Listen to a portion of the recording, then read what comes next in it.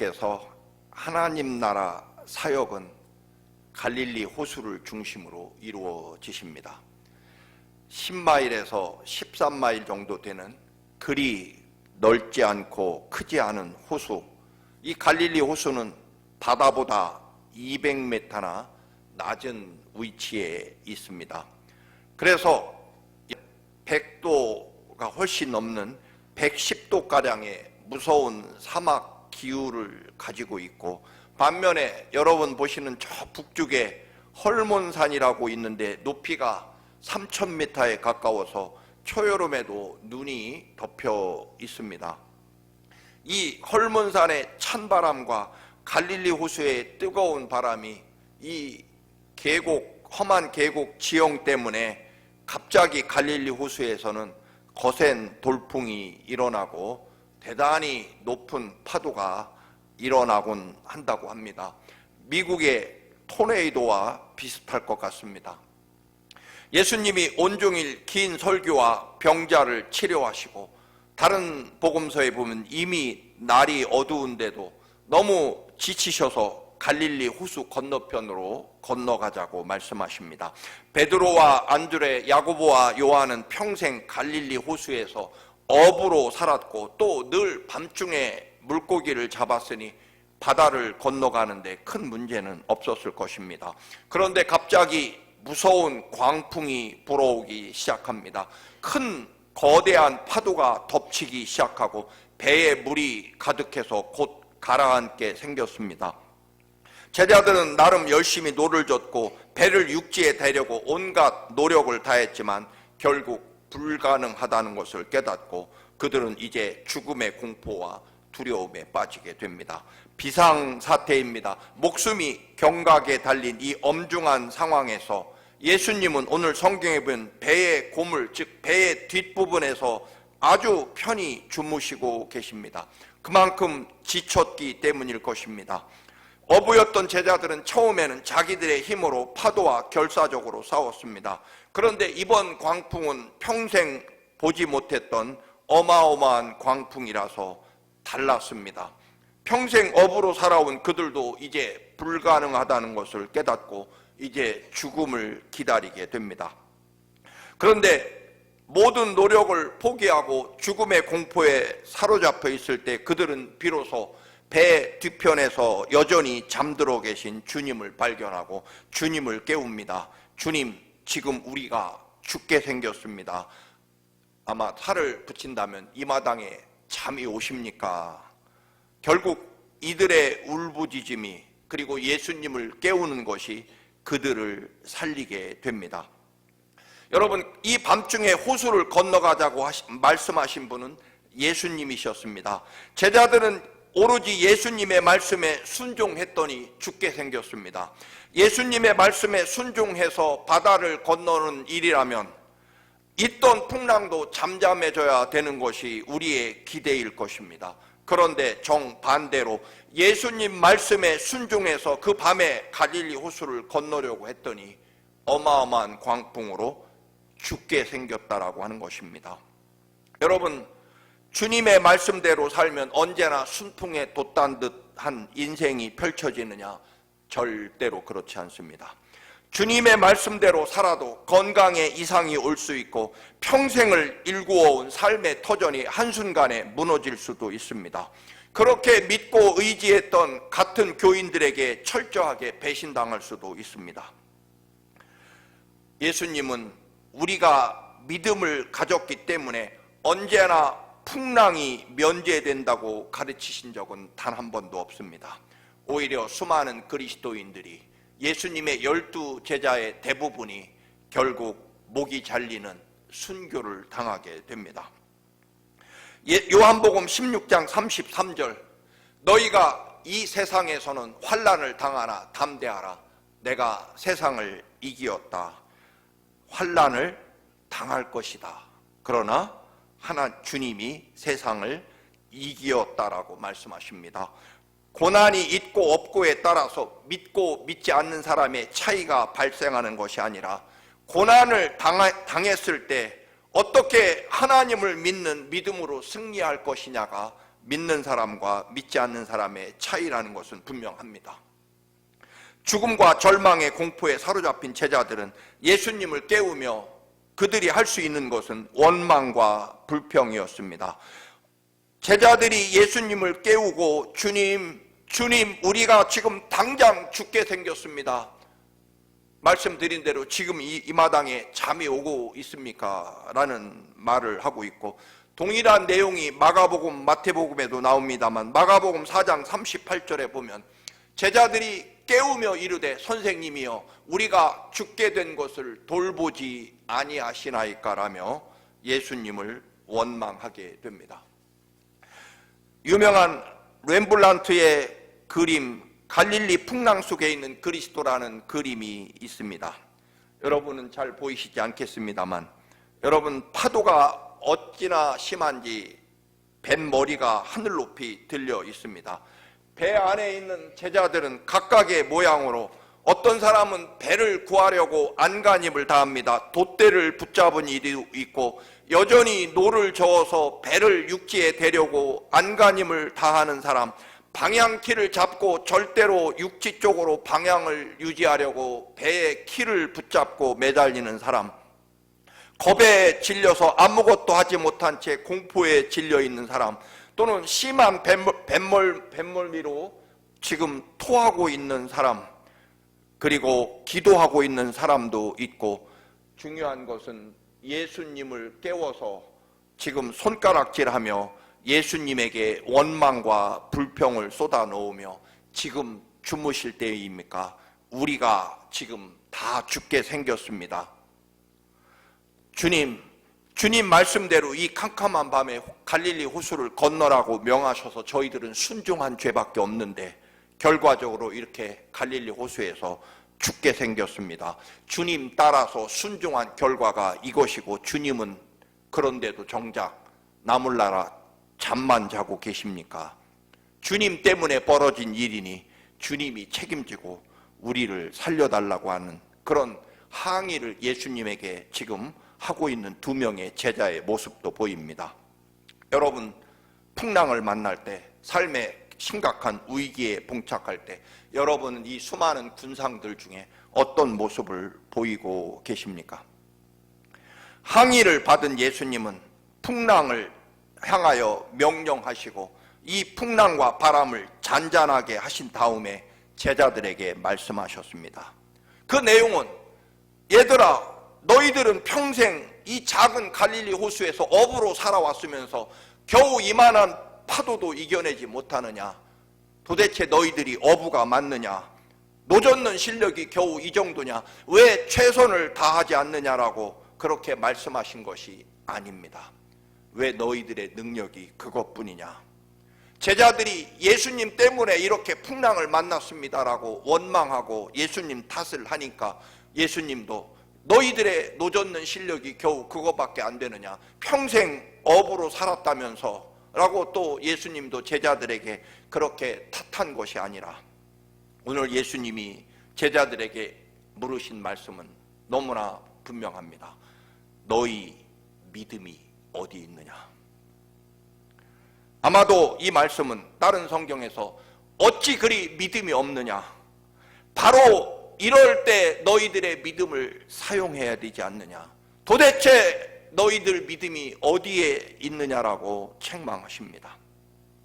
바다에서 풍랑을 만난 오늘 사건은 풍랑을 만나면 어떤 방법으로 풍랑을 이겨내고 살아남았느냐의 이야기가 아닙니다. 여러분의 삶의 위기가 닥칠 때 어떤 방법으로 어떤 길을 걸어가야 살아남을 수 있을까? 그 얘기가 아니라는 것입니다. 주님을 믿는 사람이 이럴 때 어떻게 믿느냐, 어떻게 믿음을 꺼내서 사용할 것이냐라고 하는 이야기입니다. 우리 삶의 모든 것은 하나님과의 관계, 하나님과의 갖는 믿음, 하나님의 역사하심과 하나님의 선하심과 신실하심과 말씀 그대로 반드시 이루시는 하나님의 약속을 믿는 믿음과 순종의 관계로 우리들의 삶의 문제를 해결한다고 믿는 사람이 하나님 사람이라는 것입니다. 이 풍랑을 만난 것이 누구 탓이고 누구 때문인지, 그리고 예수님은 왜 주무시고만 계시고 우리는 살려고 몸부림치며 발버둥 치는데 도대체 주님은 이 일의 책임자이시면서 도대체 잠만 자고 있다라고 하는 원망과 불평이 난무하고 있는 그때 예수님이 물으신 것은 분명합니다. 바로 이때 믿음이 필요하고 이때 믿음이 사용돼야 되는데 도대체 너희들의 믿음은 어디에 있느냐라고 하는 그런 말씀입니다. 여러분, 하나님이 명령하셨기 때문에, 하나님이 계획하셨기 때문에 하나님이 완성하실 것이라는 것입니다. 바람과 파도가 아무리 막강하더라도 여러분, 그 바람과 파도를 창조하신 분이 하나님이십니다. 여러분, 우리는 이걸 늘 인식하고 기억해야 된다는 것입니다. 때로는 우리에게 주어지는 고난과 또는 실패도요, 하나님의 계획과 하나님의 섭리 안에 하나님이 이끄시는 하나님의 구원의 역사 속에 있다라고 믿는 것이 하나님의 사람이라는 것입니다. 오늘 이 거대한 광풍도 하나님의 거대한 창조의 섭리 안에서 이루어지는 현상이라는 것입니다. 그래서 예수님이 풍랑을 향해, 바람을 향해 잔잔하라고 명하시고 꾸짖으셨다라는 것입니다. 우리가 아는 대로 사도행전 27장에 보면 사도 바울이 죄수로 로마로 끌려갈 때 유라굴로라는 엄청난 광풍을 만나 모든 사람들이 정말 이제는 죽음을 각오하고 기다리고 있을 때 사도 바울이 선원들과 배에 탄 승객들을 향하여 외칩니다. 여러분, 어젯밤에 예수님이 저에게 나타나셔서 너를 반드시 로마 황제 앞에 세우게 될 것이다. 너를 통해 로마의 황제와 그 로마에 있는 사람들에게 복음이 전해져야 될 것이다. 그래서 여러분, 저는 반드시 로마로 갈 것입니다. 저의 사명이 있는 한 저는 죽지 않을 것이고 제가 죽지 않기 때문에 여러분도 죽지 않을 것입니다 라고 외칩니다. 요한 웨슬레 목사님도 하나님이 내게 향하신 그 뜻을 이루기까지 나는 절대로 죽지 않을 것이다 라고 말합니다. 그래서 욥도 고난 중에 말하기를 나의 가는 길을 오직 그가 아시나니 그가 나를 단련하신 후에는 내가 정금처럼 나올 것이라고 욥기서 23장 10절에 말씀합니다. 여러분, 한 가지 생각해 봅니다. 정말 예수님이 이 어마어마한 광풍 속에서 배가 흔들리고 뒤집히고 물이 배에 가득 차는 그 가운데 예수님이 정말 주무셨을까요? 물론 처음에는 너무나 지치고 피곤하셔서 아마 주무셨을 것이지만 아마 누구도 그런 상황에서 잠을 제대로 잘 수는 없을 것입니다. 그런 상상을 해봅니다. 예수님은 나중에 잠에서 깨어났지만 모른 척하고 잠든 척 하셨을 것이다. 왜냐하면 제자들이 이 고난과 시련에서 어떻게 믿음을 보이고 어떻게 하나님 앞에 그들의 믿음의 역사를 이루어낼 것인지 궁금하셨을 것이기 때문입니다. 벳세다 광야에서 사람들이 말씀을 듣다 배가 고파 저녁 때가 됩니다. 제자들이 저녁 걱정에 빨리 이 사람들을 돌려보내서 저녁을 해결하게 해야 됩니다. 그러자 예수님이 뭐라고 말씀하십니까? 너희들이 먹을 것을 주면 되지 않겠느냐. 빌립이 이 사람들 먹이려면 200데나리온의 돈도 더 있어야 됩니다. 그리고 광야에서 그 많은 빵을 어떻게 구합니까? 여러분, 성경에 보면요, 예수님은 이미 이 문제를 어떻게 해결할지 다 계획해 놓으셨고, 다만 제자들이 뭐라고 말하는지, 어떤 고백을 하는지, 어떤 믿음을 보이는지 궁금하셨다라고 성경은 말씀합니다. 풍랑이 일어나니 이게 또 죽느니 사느니 이게 누구 탓이고 누구 때문인지 원망과 불평이냐 아니면 이 상황에서 믿음을 보이느냐라고 하는 것입니다. 여러분, 믿음을 오랫동안 가지고 계십니까? 여러분의 믿음은 바로 이때 사용돼야 된다는 것입니다. 주님은 계획이 있으십니다. 주님이 명령하셨으니 주님이 완성하실 것입니다.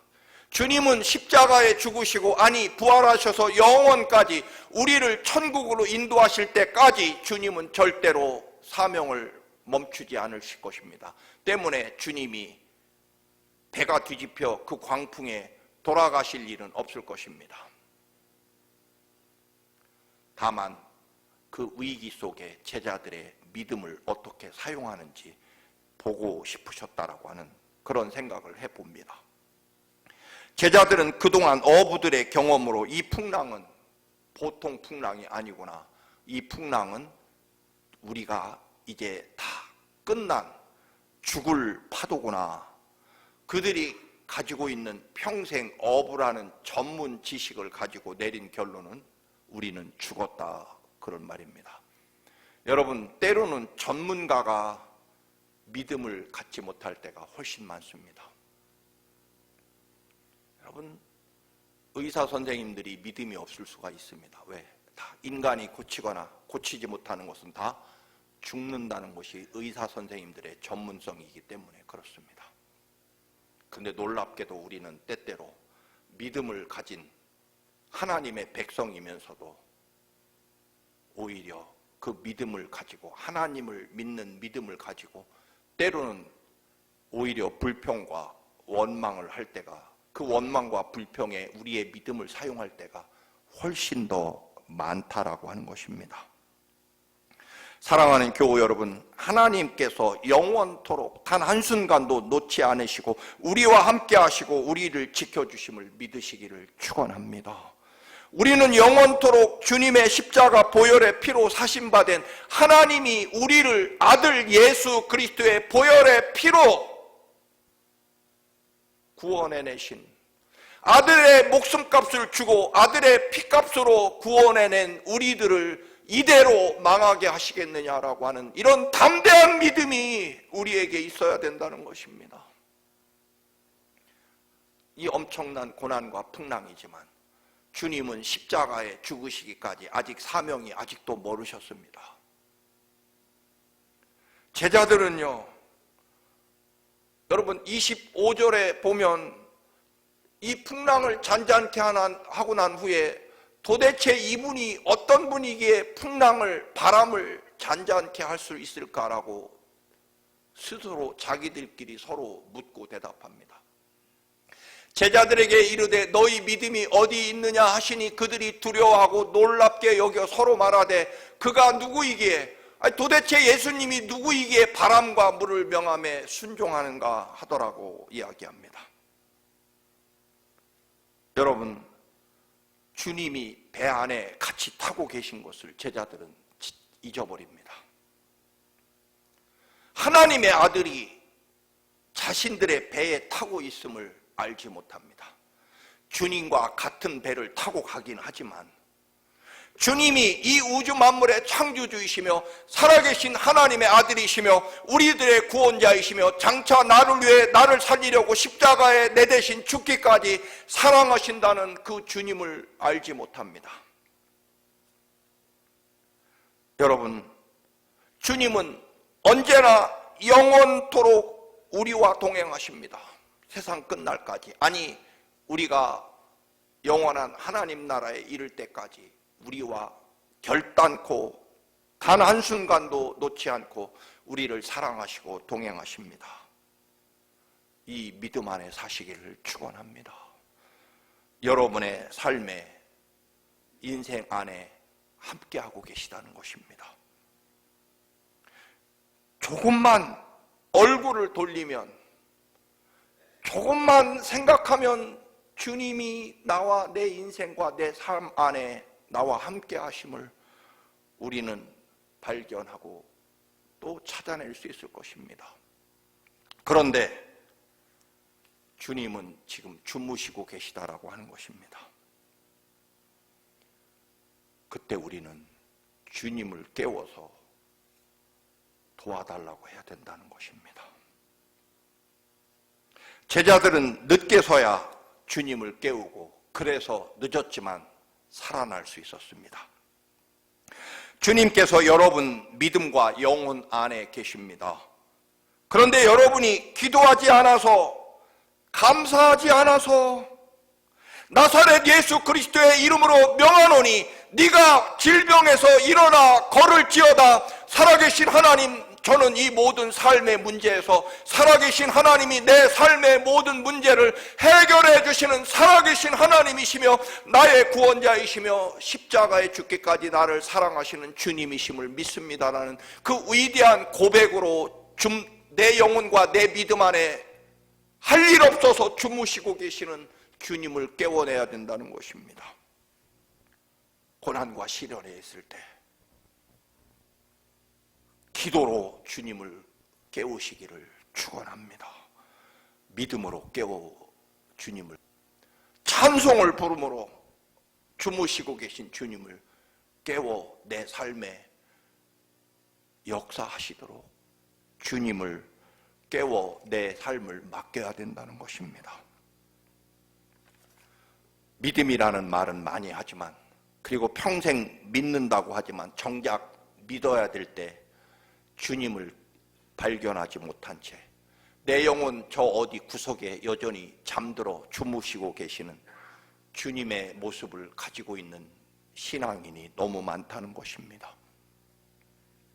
여러분, 다시 말씀드립니다. 제자들에게 예수님은 너희는 평생 어부라면서 이 파도 하나 이겨내지 못하느냐? 너희들 진짜 어부 맞느냐라고 책망하신 것이 아니라 너희 믿음이 어디 있느냐? 도대체 지금 이때 사용해야 될 믿음을 도대체 어디에 감추고 너희 믿음은 어디에 잠들어 있으며 내가 영원히 너희와 함께 너희 영혼과 삶 안에 언제나 동행하는데 도대체 나를 언제 깨울 것이냐라고 하는 그런 말씀일 것입니다. 오늘 제자들의 말씀은, 제자들의 마지막 반응 다시 말씀드리면, 예수님이 너희의 믿음이 도대체 어디 있느냐라고 말씀하시고 제자들은 다시 한번 25절 보십니다. 제자들에게 이르되 너희 믿음이 어디 있느냐 하시니 그들이 두려워하고 놀랍게 여기고 서로 말하되 그가 누구이게? 지금까지 예수님을 위해 자신들의 삶을 들여서 예수님의 제자로 살아가기로 결단했고 지금 예수님을 배에 태우고 예수님과 함께 한 배를 타고 가고 있음에도 그가 누구냐?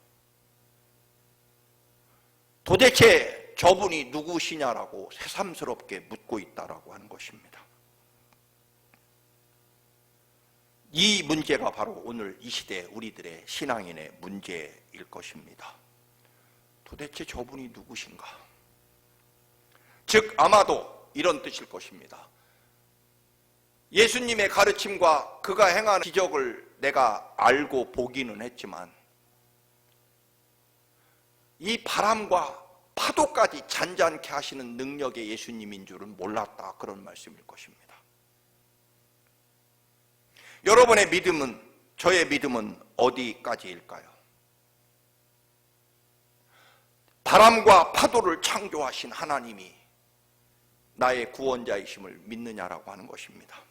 즉 어떤 문제, 어떤 환경, 어떤 조건에서도 여기까지는 하나님이 해결하실 수 있지만 여기서부터는 안 된다라고 하는 그런 믿음이 아니라 우리의 어떤 생명과 삶의 모든 문제를 주관하시고 역사하시는 하나님께서 나를 위해